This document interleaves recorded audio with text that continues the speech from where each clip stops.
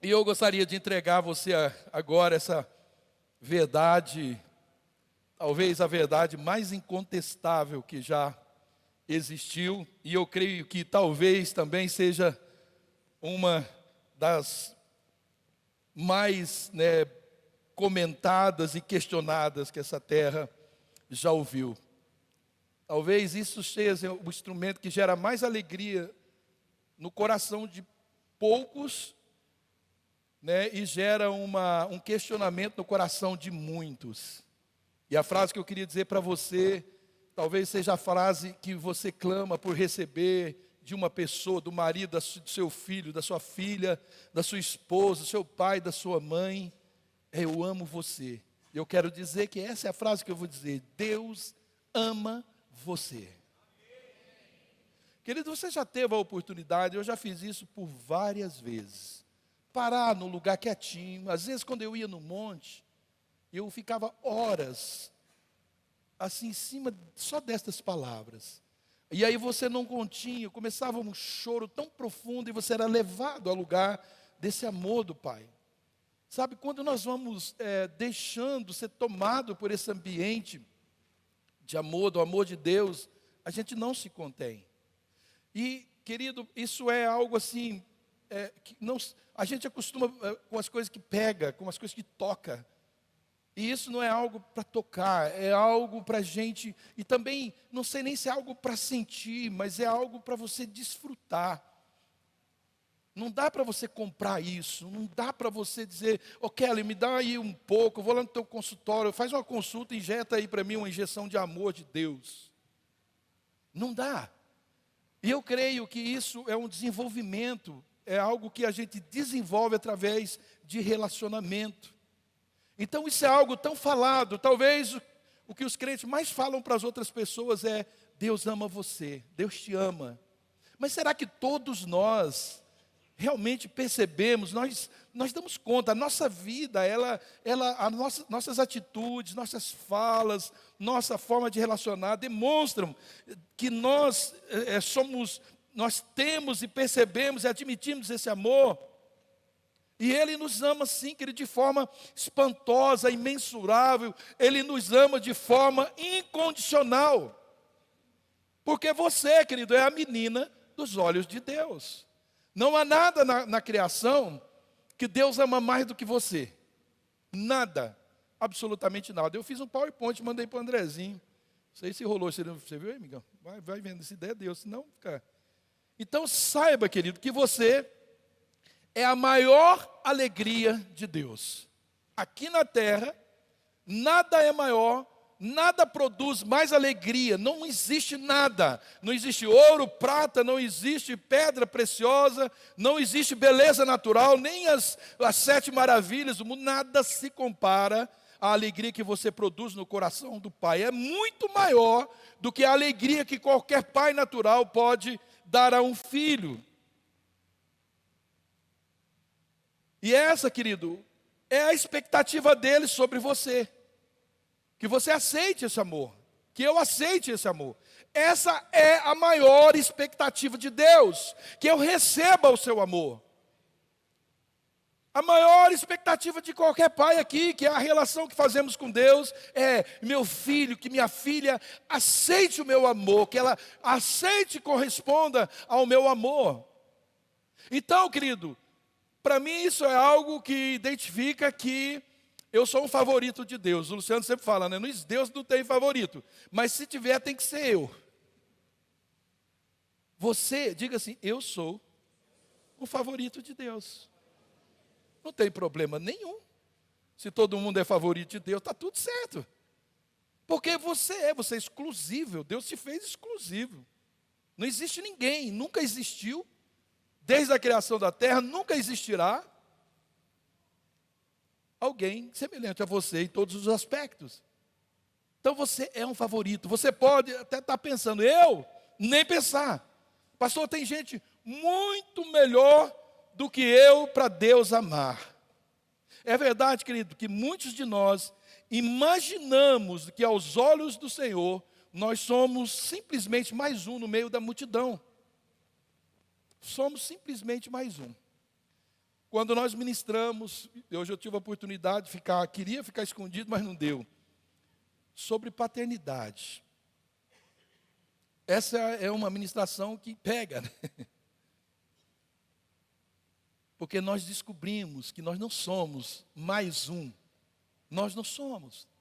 É por isso, querido, que quando chega alguém perto de você, na sua casa, na sua família, na igreja, essa pessoa, ela precisa ser tratada como uma princesa. Não é porque ela precisa ficar aqui ou precisa se sentir bem, não. É porque é isso que ela é. Ela é importante. Ela é preciosa. Mas sabe, querido, qual é o problema? Nós medimos a nossa importância por aquilo que as pessoas pensam sobre nós. Então, se nós somos importantes para elas, nós julgamos, então eu sou importante para Deus. E esse é o grande problema da humanidade, porque não dá para viver sem conflitos nessa terra. E são os conflitos que faz a gente ter essa medida, né? Esse comparativo entre o amor de Deus, entre a relação de Deus comigo, ela se compara com a relação com as pessoas. Mas será que Deus pensa assim? Ele realmente tem filhos favoritos? O pior, querido, é que se a nossa resposta a essa pergunta ela for sim, nós ainda vamos aceitar que se existir uma fila de filhos prediletos, eu estou em último lugar. Talvez não vai chegar a minha vez. Eu me lembro, querido, eu acho que eu já compartilhei isso aqui. Eu devo ter compartilhado, não sei nem só uma vez. Eu tive um sonho, eu estava numa fila muito grande, esse sonho foi uma semana depois da conversão, uma fila enorme, muito grande, e eu era o último da fila, e lá no começo estava se entregando uma coisa maravilhosa, todo mundo queria, era gostoso demais aquilo, era bom, eu não vi o que era, eu queria dar um jeito de entrar no começo da fila, mas não tinha jeito, e eu era o último. Louco para receber aquilo, de repente atrás de mim uma voz disse, Ney, me chamou de Ney ainda, né? E eu olhei, era Jesus, e ele veio, ele pediu para que 2 anjos me pegassem ali no colo e levassem aonde ele estava. E eu entrei num ambiente muito claro, muito assim, não dá para descrever aquele ambiente. Um ambiente celestial. E os anjos comigo no colo, me colocou no sofá, e ele tirou o meu sapato e me fez lembrar de quando uma vez eu fui a um lugar que não deveria para que fizesse uma oração. Eu jogava bola profissional no tempo, uma oração, não parece, não ri não, mas eu jogava, tá? Uma oração no meu pé, num daqueles lugares que faz umas orações meio doidas. E ele disse assim para mim, lembra aquele dia, com a mão segurando o meu pé, que você foi naquele lugar, você não foi curado. Eu tenho ciúmes de você e eu não quero que na sua mente fique nada que possa competir com o meu amor por você. Mas hoje eu estou te curando. Sabe, querido, mesmo que você se sinta assim, o último da fila, não tem problema, você não é menos amado.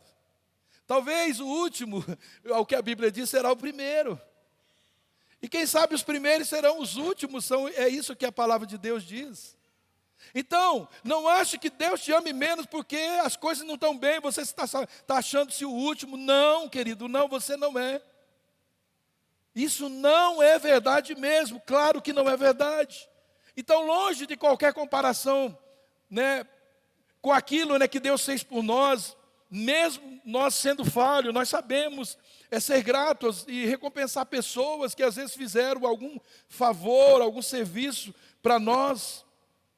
E essa sim, servir é uma boa linguagem de amor, doar, abnegar, humilhar. Jesus fez isso e Ele fez muito mais por nós. E por que Ele fez? Porque para Deus, querido, você é especial. Para Deus eu sou especial. É assim que Deus nos vê, não importa. Isso não está relacionado com a minha condição do momento, nem de pecado.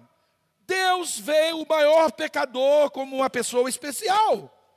Deus deseja alcançá-lo, Deus deseja que ele desfrute do mesmo amor que o crente maior, que o homem e a mulher, que ora mais, que tem a maior comunhão com ele. Deus ama e ele quer essa pessoa. Não importa. E quando não havia, querido, mais o que fazer senão deixar aquela glória que Jesus tinha desde a eternidade lá junto com o Pai e residir nesse mundo, né, sujo, esse mundo que resistiu e resiste até hoje à sua presença, Ele, por amor a você e por amor a mim, decidiu vir aqui. Querido, dá para você imaginar essa cena? Um Deus santo, imaculado, entrando no útero de uma mulher pecadora. Maria era uma mulher, foi bem-aventurada, mas ela era um ser humano. Ela estava no mesmo lugar de todos os mortos pelos delitos e pecados. Não havia ninguém, um sequer, que não estava nessa condição. Mas Jesus desceu, ele deixou aquela glória que ele tinha mesmo antes de vir aqui, que foi isso que ele disse ao Pai. E ele veio, entrou no útero de Maria pelo Espírito de Deus, e ele se fez maldição e pecado no nosso lugar, para mostrar ao mundo o quanto o Pai nos ama. Ele se comparou, se identificou com o nosso ser, com as nossas emoções, com as nossas razões, com as nossas injustiças, nossas dores, enfermidades. Ele compartilhou isso conosco. Ele veio aqui para isso. Ele não só veio, mas ele se fez maldição em nosso lugar. Ele deu até a sua última gota de vida, só para provar que ele nos ama de todas as formas. Só para isso. Não tinha outra forma de Deus provar o seu amor por nós. Nós estávamos perdidos, completamente perdidos. Então ele te ama com cada partícula, querido, da sua vida. Ele te ama com cada gota daquele sangue que ele derramou naquela cruz. Ele te ama, querido, com cada chicotada daquela, com cada humilhada, cada cusparada daquela. Ele te ama. E não importa, querido, o quanto ele ama outra pessoa, os melhores que você julga, ele não ama você menos do que essa pessoa. E é isso que nós precisamos nos acomodar, nos identificar. Não importa o quanto ele ama outra pessoa, ele ama você igualmente. Ele não poderia amar ninguém nesse mundo mais do que ele ama você. É assustador isso, não é, querido? Porque nós queremos Jesus para nós. Eu sirvo, abneguei, eu larguei tudo para servir a Deus. Ele ama só a mim. E nós damos sermão nas pessoas, porque achamos que eles, enquanto nós deveríamos aproveitar, por já ter percebido o amor desse Deus e dizer, por mais, talvez uma das coisas que eu mais falo para as pessoas, você imagina que Deus, às vezes as pessoas falam algumas coisas, porque vê a gente fazendo algumas coisas, eu digo, você acha que Deus me ama mais do que você? Não existe nenhuma possibilidade. Quando eu e a Márcia, nas semanas que chegamos aqui, a gente foi num prostíbulo pagar a conta de uma prostituta, porque a dona não queria deixar ela sair de lá, e ela havia deixado o marido e foi para aquele lugar, porque ela já era de lá. E nós fomos lá e pagamos a conta, tiramos aquela pessoa de lá. E para provar que Deus ama aquela pessoa, eu tive que beijar ela, eu tive que beijar um homossexual, eu tive que andar de braço dado com eles na rua. Falei, Deus te ama, isso não importa. Deus não ama a mim mais do que ama você. E quando nós estudamos, querido, a palavra, nós vemos essa relação do amor do Pai e do Filho. E essa mesma palavra, ela deixa muito explícito, que o amor de Deus para com seu Filho Jesus não é maior que o amor dele por você. Preste atenção no que eu falei. Eu disse que Deus, o Pai, não ama Jesus mais do que ama você. Que heresia, pastor, que você está falando? João 17, 23. Eu neles, tu em mim. E que eles sejam levados à plena unidade, para que o mundo saiba que tu me enviaste e os tens amado como igualmente tens amado a mim. A Bíblia diz que o Pai, isso é o Jesus que falou, Jesus orando pelos seus discípulos e por nós. Ele estava orando pelos discípulos dali e ele estava orando também pelos discípulos que viriam depois, que se converteriam depois. Então não é só para os discípulos, é para mim e para você. Jesus disse que o Pai me ama igualmente ama Jesus. Uau, querido.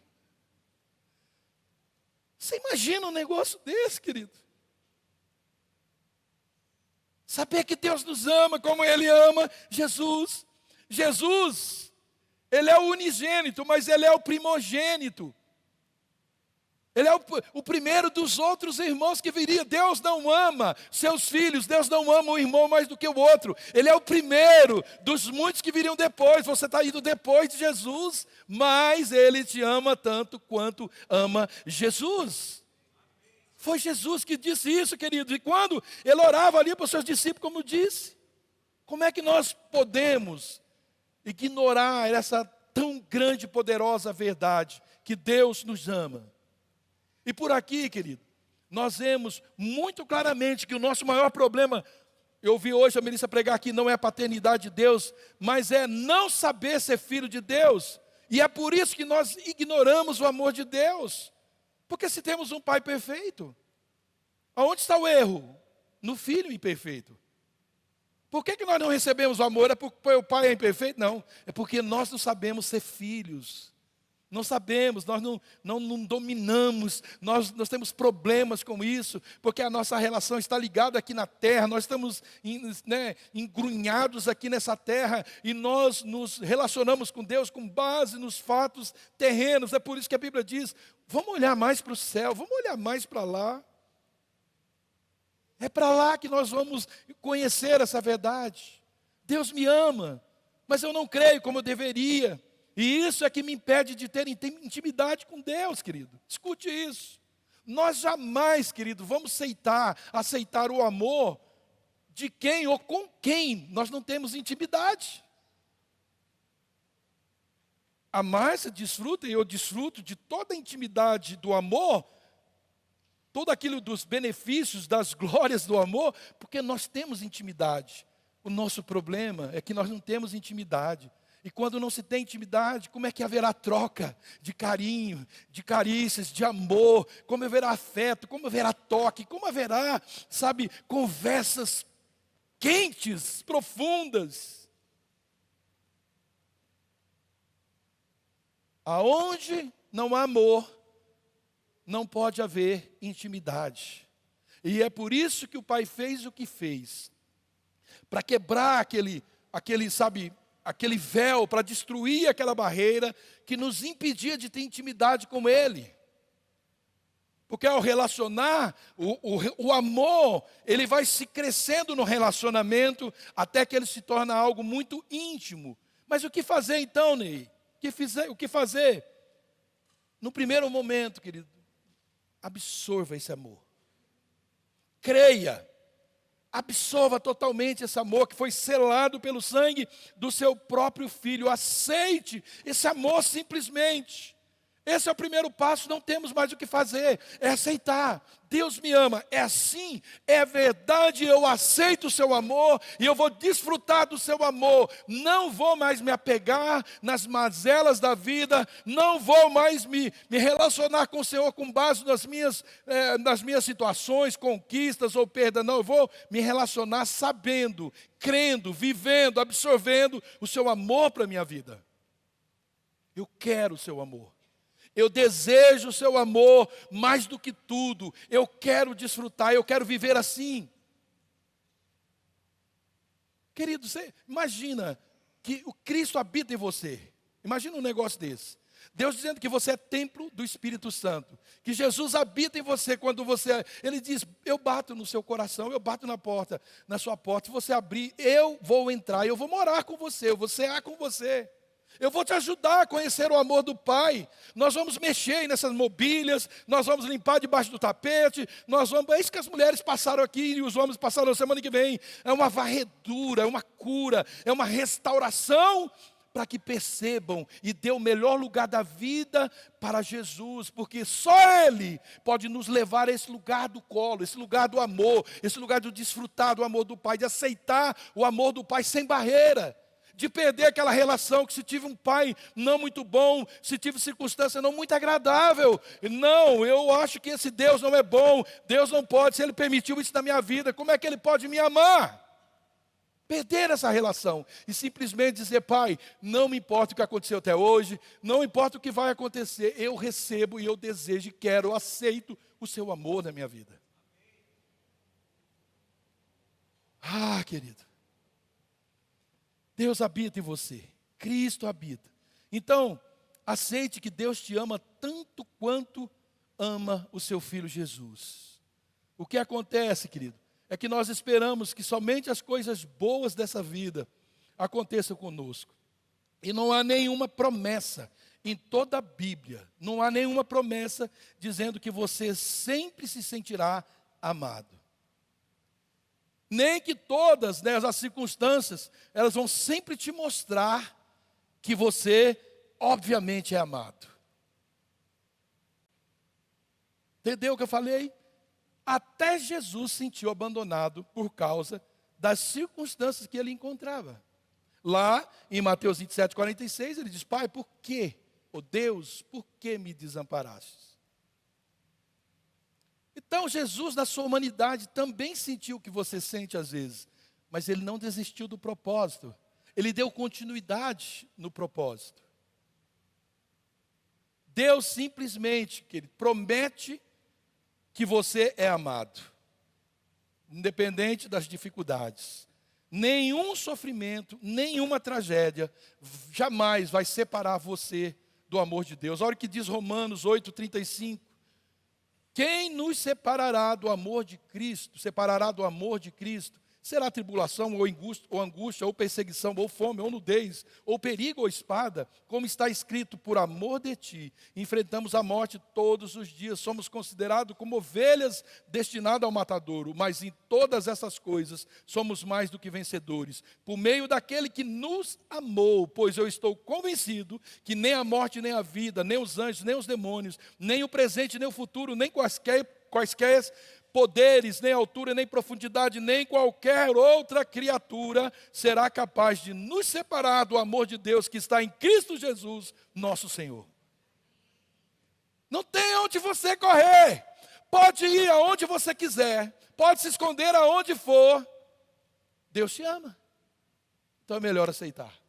Se você for no fundo do mar, Deus te ama. Se você morrer, Deus te ama. Se você viver, Deus te ama. Se você voar alto, Deus te ama. Se você for enterrado, Deus te ama, Deus te ama. Ele vai te amar eternamente. Se você não escolher amá-lo, se você ao invés do céu preferir o inferno, você vai para o inferno sabendo que Deus te ama. Não existe o que você possa fazer. Não existe crime, não existe possibilidade, não existe pecado que pode te separar do amor de Deus. O pecado nos separa de Deus, mas Deus continua amando o pecador. Ele abomina o pecado, porque justamente o pecado separa a pessoa dele. Não é porque Deus corre, mas é porque a pessoa em pecado se afasta. Por isso Deus abomina o pecado, por causa do seu amor. Ele nos quer com Ele o tempo todo. Então, querido, quando alguém, ou o inimigo, ou até mesmo a sua alma, tentar questionar o amor desse Pai com você, continue crendo. Porque você tem que saber, querido, um momento ou um fato isolado, uma dificuldade, uma perda ou uma desilusão, não pode tirar os nossos olhos dessa única imagem que Deus usou para revelar o amor do Pai por nós. A cruz. Nada que aconteça conosco anula a cruz.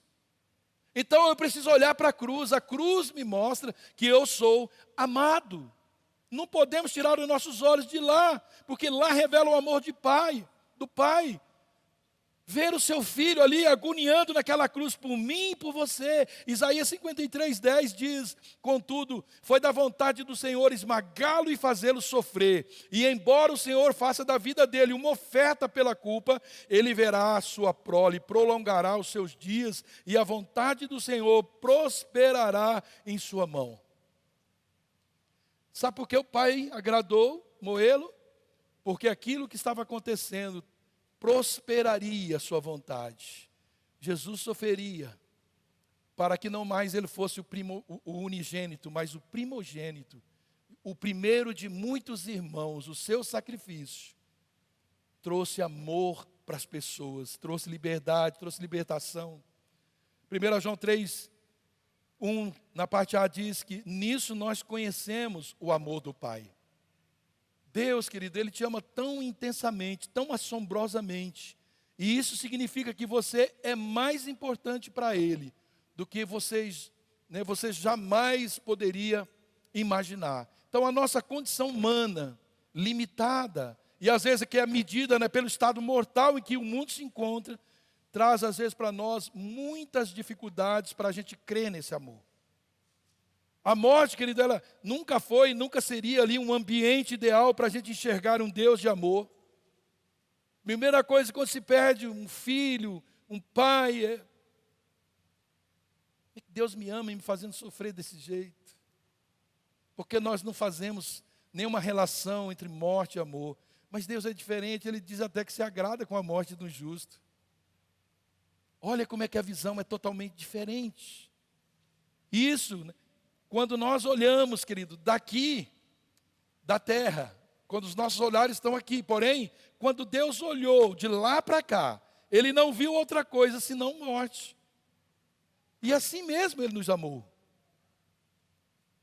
Olha como é que é diferente. Deus olha para cá, só vê morte. E assim mesmo Ele nos amou. Ele amou mesmo nós estamos mortos em nossos delitos e pecados, é o que diz Efésios 2,4. Mas Deus, sendo rico em misericórdia, por causa do grande amor com que nos amou, e estando nós mortos em nossos delitos, nos deu vida juntamente com Cristo. Pela graça sois salvos. Cristo não olhou aqui e viu gente boazinha, vivas, ativas, fazendo as coisas para Ele, não. Deus olhou e só viu cadáver. Só cadáver, só morte, imundícia, sujeira. E foi nessa condição que Deus amou. Deus amou. Estando nós mortos nos nossos delitos e pecados, Ele nos deu vida juntamente com Cristo. E de graça, não pagamos nada por isso. Nada. Então eu gostaria que você saísse daqui hoje, querido, com a certeza que no mundo que o papai olhava lá do céu, não existia alguém mais morto do que você. Todos nós estávamos mortos. Todos nós. Não tinha um mais morto, menos morto. Ah, ele é pastor, não estava muito morto, não. Não, esse aqui não faz mal para ninguém, só faz caridade, esse está menos morto. Não, todo mundo estava morto. E essa é a principal razão para que você creia, né, que não existe ninguém que mereça ser amado mais do que você. E se ninguém pode ser amado mais do que você, ninguém também pode ser perdoado mais do que você. Deus não ama ninguém mais do que você e não perdoa ninguém mais do que você. Então, se existe um pecado que nos impede de aceitar o amor de Jesus, saibam, querido, se você é perdoado, Deus não pode encontrar ninguém nesse planeta que é mais perdoado que você.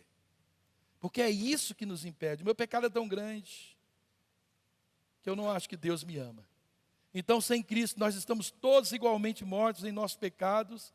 Nós estamos todos mortos, mas em Cristo, igualmente, nós somos perdoados e vivificados. Amém? Efésios 2,1 diz, Ele vos concedeu a vida, estando vós mortos nas vossas transgressões e pecado.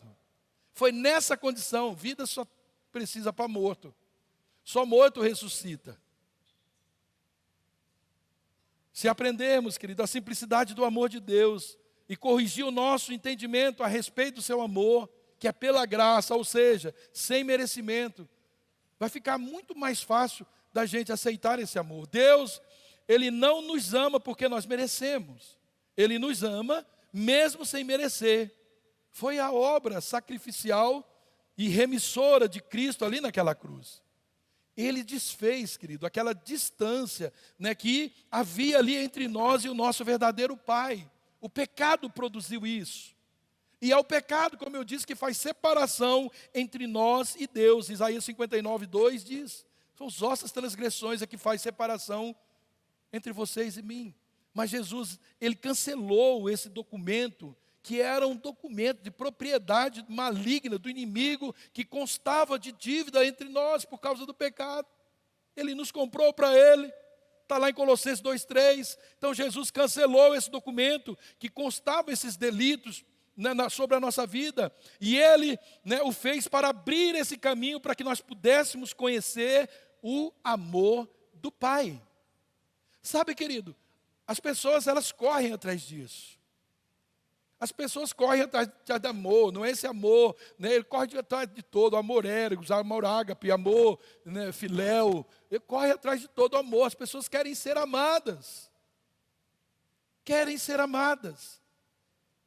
E olha que fácil que é. Jesus abriu o caminho, não há mais impedimento. Colossenses 1,3 diz que Ele nos libertou do império das trevas e Ele nos colocou no reino do Filho do seu amor. Então, se você se acha pequeno, às vezes você se acha não só pequeno, mas também você já acha velho ou novo demais. Às vezes você acha que não tem recurso, nem estudo. Deus não tem problema com isso para te amar. O Senhor gosta de usar coisas pequenas e pessoas aparentemente sem importância. O Senhor ama fazer isso. 1 Coríntios 1,26 diz: irmãos, pense no que vocês eram quando foram chamados. Poucos eram sábios, segundo os padrões humanos. Poucos eram poderosos, poucos eram de nobre nascimento. Mas Deus escolheu as coisas loucas do mundo para envergonhar as sábias. E escolheu as coisas fracas do mundo para envergonhar as fortes. Ele escolheu as coisas insignificantes do mundo e as desprezadas, as que nada são, para reduzir a nada as que são. A Bíblia, ela continua, querido, para que ninguém se vanglorie. Não dá para dizer que sou mais amado, que sou mais sabido, mais inteligente, mais... Não. Porque Deus escolhe justamente aquilo que não é para envergonhar aqueles que pensam que é. Deus é tão poderoso que Ele pode usar, querido, qualquer coisa ou pessoa para fazer o seu trabalho. Nenhum cristão é velho demais, nenhum cristão é pobre demais, ignorante, estúpido, doente demais, né, para ser gloriosamente usado por Deus.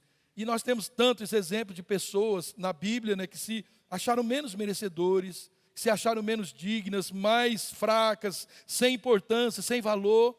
A verdade é que Deus, se Deus precisasse disso, Ele não seria o Deus Todo-Poderoso. Como que Deus poderia precisar da minha sabedoria, inteligência, da minha universidade? Como é que Ele precisa de alguma coisa que eu sou? Se Ele precisasse, não. A verdade é que Deus pode fazer tudo sem nós. E isso é mais uma prova do seu amor por nós. Se Ele pode fazer tudo melhor, perfeitamente sem nós, por que Ele nos chama para fazer errado o que Ele pode fazer certo? Ele quer que você saiba que Ele te valoriza, que Ele quer ver você crescer, que Ele quer essa codependência com Ele quer que você, sabe, desenvolva relacionamento, aprenda com Ele. Ele diz: eu vou dar o Espírito Santo, Ele vai ensinar todas as coisas, e Ele vai fazer vocês lembrarem. Eu acho isso demais, querido. Outra afirmação da Bíblia é que você é tão querido por Deus, que Ele deu o seu único filho por você. Está lá em João 3,16, porque Deus amou o mundo de tal maneira, que Ele deu o seu único filho, para que todo aquele que nele crê não pereça, mas tenha a vida eterna. E se Ele deu, querido, o seu filho, Ele deu o maior resgate, ao que há de mais caro no universo. Não há nada, se Ele fez isso, não há nada mais que Ele não possa te dar. Romanos 8,32, aquele que nem mesmo a seu próprio filho poupou, antes o entregou por todos nós, como não nos dará também com Ele todas as coisas? A vontade de Deus é que, além de receber a Cristo, você receba todas as coisas. Diga para você mesmo assim: ó, eu sou tão abençoado, espiritualmente, como qualquer pessoa, como Jesus. Eu sou abençoado. Mas quando nós não aceitamos que Deus nos ama, sabe o que acontece? Nós acusamos Deus de imperfeito. Quando nós não aceitamos ou falamos que Deus não nos ama, nós estamos dizendo que Ele não é perfeito. Como que nós poderíamos ousar, querido, a ir até aquele que derramou o seu sangue por nós, dizendo: eu não sou especial para o Senhor? Como, querido?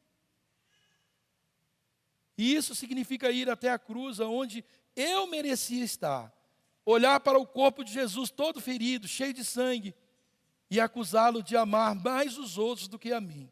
Ah, talvez o Senhor amou aquele ladrão mais do que a mim. Ele morreu por mim, querido. Pense assim. Não pense que ele morreu por outros, não, ele morreu por mim. Se eu fosse a única pessoa na face da terra, o mesmo teria acontecido. Isso vai se tornar mais fácil você aceitar esse amor, se sentir amado. Ou o que mais, né? Eu ousaria exigir que ele fizesse antes de eu aceitar o fato, né, de que eu sou especial para Jesus, para Ele. Então é assustador, querido, o quanto esse mundo pede, né, quando um cristão acha que não é especial para Deus. Quanto o mundo pede, quando um cristão fala essas frases: Deus não me ama, se Deus me amasse, não estaria passando por isso. O quanto o mundo sofre, porque até a natureza geme, esperando a manifestação dos filhos de Deus. E aí os filhos de Deus dizem que o pai não ama, e ninguém vai querer um pai que não ama. Já basta as nossas decepções terrenas. Para concluir, eu queria falar dessas atitudes. Agora eu terminei a introdução que nós precisamos tomar. Primeiro, diga comigo, ter fé. Vamos ler. 1, 2, 3.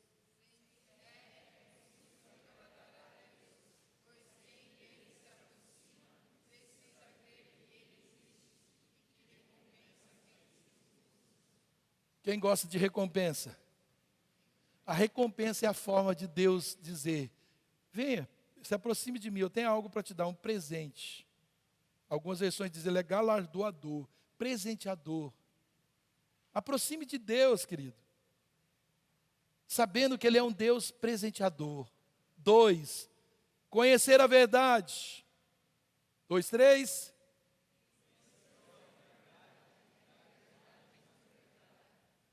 O que é que vai nos libertar desse aprisionamento de não aceitar o amor de Deus? A palavra de Deus, ela nos leva ao ponto certo, ao amor de Deus. Ela nos faz conhecer o coração do Pai. Ela nos ensina o caminho para ser amado e para amar a Deus sobre todas as coisas. 3, buscá-lo de todo o coração. 1, 2, 3.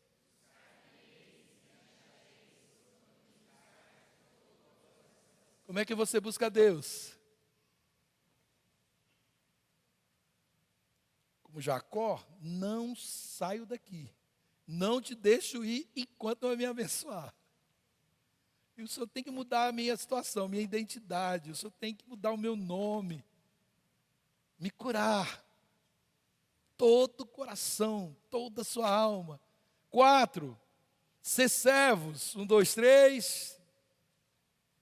Freou aí?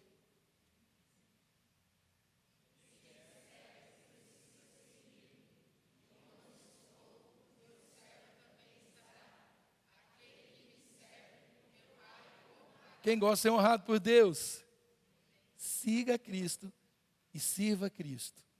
Como é gostoso. Hoje eu passei uns minutinhos, passei uns minutão lá com o pessoal da cozinha. Meu Deus, pessoal quebrado. O senhor Daniel foi buscar de dia, levou 5 horas e 5 e pouco da manhã. Eu falei, meu Deus, a anciã de dias está aqui desde as 5 horas, mas servindo, a mulher estava... Sabe por quê? Cadê a dona Judite? Fala assim, dona Judite. Ah, não está aí? Foi no banheiro. Aí. Acho que não teve tempo muito lá, né? Deus honra. E lá, a Cláudia, aquela cadeira de roda, lá enfiada aquela cadeira de roda, mas não arreda o pé, né? E tantos outros ali servindo, uma alegria. O que é isso, querido? É Deus honrando. E não é só isso. Será muito mais. Homens que vão servir, saiba, se você segue a Jesus, você serve a Jesus e o Pai vai te honrar. E quando nós absorvemos essa linguagem, então nós vamos saber que o Deus que nos ama. Por que Deus quer que nós testemunhamos milagres? E até essa honraria. Porque Ele quer que as pessoas conheçam, saibam que Ele nos ama e que Deus quer amá-los da mesma forma. 5, você precisa e eu preciso amar mais o céu e menos a terra. 2, 3.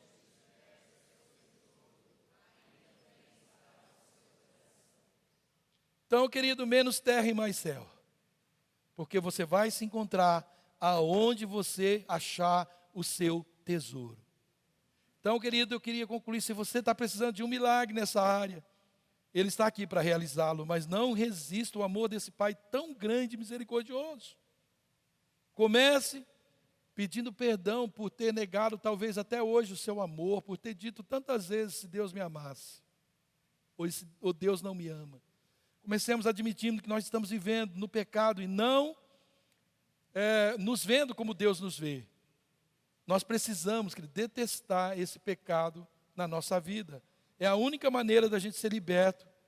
É um milagre, é por um milagre de Deus na nossa vida.